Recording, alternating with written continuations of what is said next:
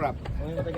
Life prop. Di ba, there are two types of life wrap. Open na open. Di ba na ito'y usang ilabay? Oo. Mato'y gitawag nga free float or throw overboard. Okay. Kani, ano siya gitawag nga David launch. David launch. David launch ni siya.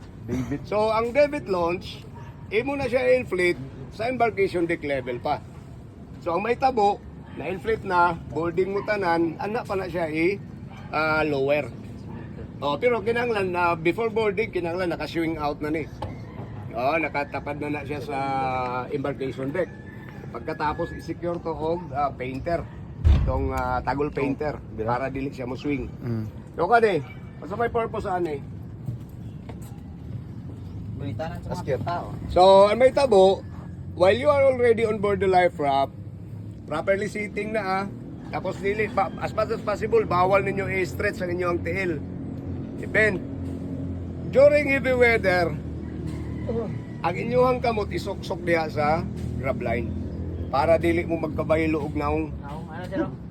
Isok-sok diha.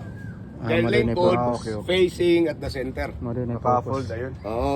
Tapos Sa sa life raft, kung asa tong opening sa life raft, naagi na siya gitawag nga embarkation station or ladder. Pareha ni, video na damage na lang ni. So kani mo ladder. embarkation ladder. Embarkation ladder. Okay, tips lang Tips lang when going up or boarding the life raft.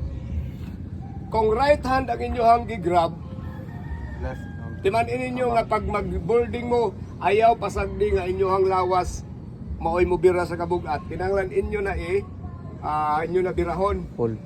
Idikit gid nimo imong lawas, then kung right ang nag-grab, right hand, left leg mo inyo ang patong sa iyang embarkation station. Karon, nasakay na ang inyong katunga sa lawas dire sa imabaw nga chamber. All you need to do is to twist para likod ang mudapat. Kaya kung ang may tabo, mabilin ang imong paa, ay imong naong na dito, delikado na diri sa imong Spinal. So again, pag grab right, left hand patong, then pag masakay na imong body sa ibabaw nga chamber, twist Left foot. Twist. para likod ang mudapat.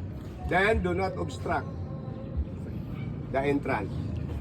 Pinakauna mo sulod, outer or inner. Kinsa mo support sa Inner.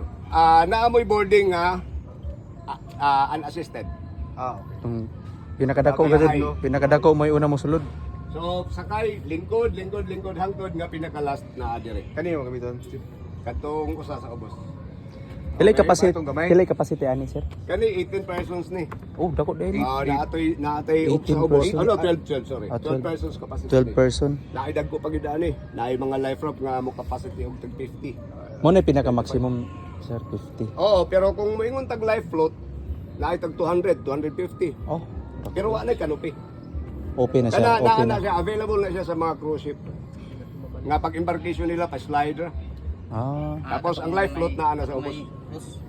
Gato. So kanay David launch. Kana ang tawag ani. David That launch. is single arm David. Kana nga mechanism. Single arm David. Swing out, then lower.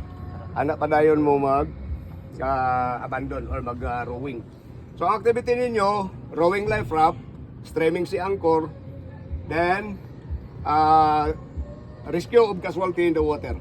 Kasi gamiton pag naamoy pick upon nga casualty nga naa sa tubig.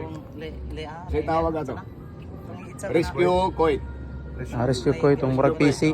Rescue coit ha, timandi na rescue coit. Rescue coit. Aling mo salbabida sa diwindi. Gamay na lingin, itong gamay na Rescue coit. rescue Ang coit. labay, kuhaon sa first man, sul of diri sa arms. Then hawiran ang PC. Pasagdi ang tao sa life raft nga mo'y mubira sa imo. Pag boarding, individual boarding. Okay?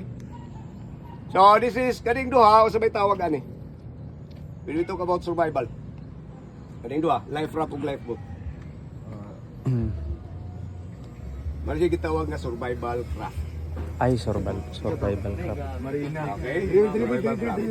Okay? Okay. This is your life raft station. Kadto maoy lifeboat station. Pag ako mo i-divide on niya, pagbalik nato dito, i-divide mo na ako into 2 groups. So, kung kinsay ma-assign sa life raft station, dire ang inyong pag-report. Sa lifeboat station dito. Okay? Oh, in short, this is your survival craft station. Your master station, ito sa ubos, ano nakasulat? So, master station number 1, kanidiri, kanto mo ay master station number 2. Okay? Pangutana, samtang na apa ta?